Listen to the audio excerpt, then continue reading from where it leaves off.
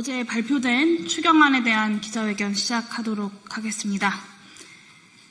이재명 정부의 전국민 민생회복지원금 지급 결정을 환영합니다. 어제 이재명 정부가 전국민에게 민생회복지원금을 지급하는 2차 추경안 편성을 확정지었습니다.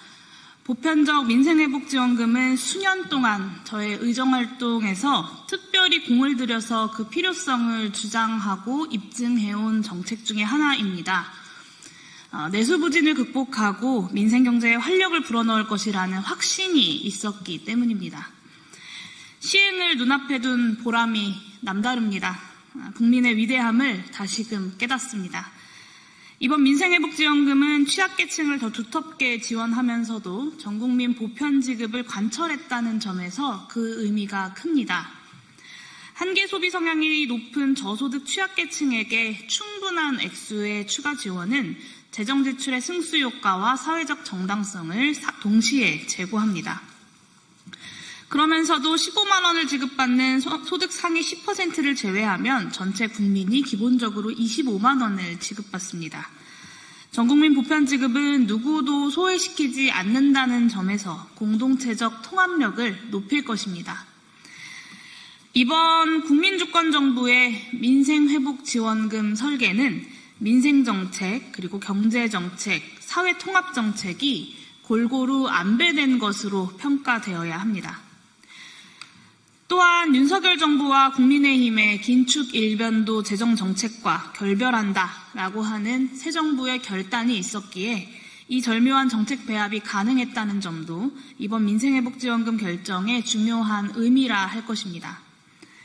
전임 정부로부터 물려받은 어려운 재정 여건 속에서도 재정의 적극적 경제 역할을 복원하겠다라고 하는 이재명 대통령의 결단이야말로 앞으로 민생회복과 경제회복에 기대감을 주는 중요한 국정운영 기조의 전환입니다. 그럼에도 아쉽게 평가해야만 할 점은 있습니다. 저는 민생회복지원금과 같은 내수진작 경제정책이 우리 경제가 정상회복 궤도에 들어설 때까지는 상시화될 필요가 있다라고 주장해왔습니다. 그런 점에서 차등 지급보다는 모든 국민에게 같은 액수를 지급하되 지원금의 과세소득화를 통해서 선별적으로 환수하는 정책을 제안해 왔습니다.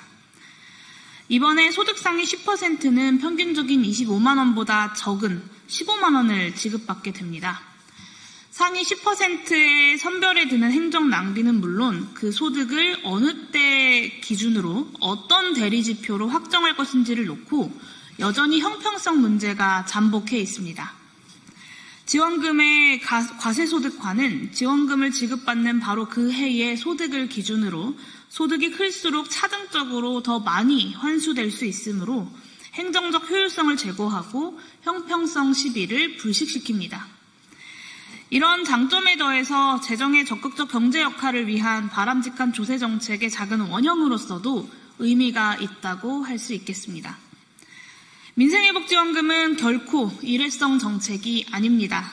앞으로 민생회복지원금을 내수진작 경제정책으로서 수시로 또 적극적으로 활용하기 위해서는 결국 과세소득화가 가장 우수한 방식이다라는 점을 정부 여당에 다시금 호소합니다.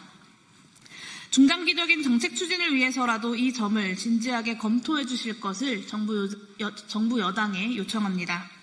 민생회복지원금이 이름 그대로 민생을 회복하고 경제를 살리는 마중물 역할을 다할 수 있기를 진심으로 기원합니다. 기본소득당은 다가오는 국회 추경심의 과정에서도 전국민 민생회복지원금 지급이 완수될 수 있도록 최선을 다하겠습니다. 국민과 함께 민생회복지원금 다시 한번 환영합니다. 이것으로 기자회견 마치도록 하겠습니다. 감사합니다.